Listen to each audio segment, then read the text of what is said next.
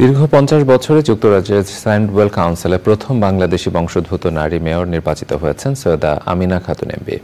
মঙ্গলবার Sandwell council হাউসে আনুষ্ঠানিকভাবে মেয়র হিসেবে দায়িত্বভার গ্রহণ করেন তিনি। যুক্তরাজ্যের বার্মিংহাম থেকে মিজান রেজা চৌধুরী ভিডিও চিত্রে বিস্তারিত জানিয়েছেন আব্দুল আহাদ সুমন।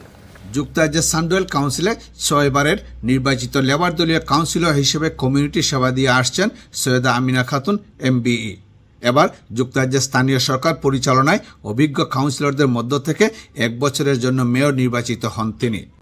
নতুন দায়িত্ব গ্রহণে ব্রিটিশ বাংলাদেশি যুব সম্প্রদায়কে মূলধারার রাজনীতির সাথে সম্পৃক্ত হওয়ার আহ্বান জানান mayor Amina.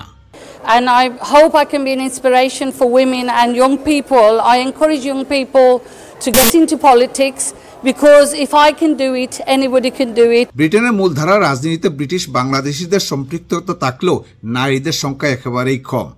Councillor Syeda Amina Khatun MBE এমন অর্জনে আনন্দিত গোটা বাঙালি কমিউনিটি। ফার্স্ট ফিমেল মেয়র হিসেবে নিযুক্ত হয়েছেন, এটা আমরা লাগে অত্যন্ত গর্বের বিষয়। It's absolutely inspirational that she has encouraged a lot of people, women in particular, to come forward. Council হাউসে সৈয়দা আমিনা খাতুন এমবিই মেয়র হিসেবে এবং কাউন্সিলর স্টিভ মেলিয়া ডেপুটি মেয়র হিসেবে শপথ গ্রহণ করেন। অনুষ্ঠানে কাউন্সিলর সৈফুর রহমান, অবসরপ্রাপ্ত deputy lieutenant doctor Safayet Hossain, Enam Chowdhury সহ নির্বাচিত কাউন্সিলর, উচ্চপদস্থ কর্মকর্তা ও কমিউনিটির বিশিষ্ট ব্যক্তিরা উপস্থিত ছিলেন। বাংলাদেশি বংশোদ্ভূত কাউন্সিলর সৈয়দা আমিনা খাতুন যুক্তরাজ্যের স্যান্ডওয়েল কাউন্সিলে আজ মেয়র নির্বাচিত হয়েছেন। 50 বছরের ইতিহাসে এই প্রথমবার বাংলাদেশি মহিলা নির্বাচিত হওয়ায় বাঙালি কমিউনিটিতে অত্যন্ত আনন্দের জোয়ার বইছে।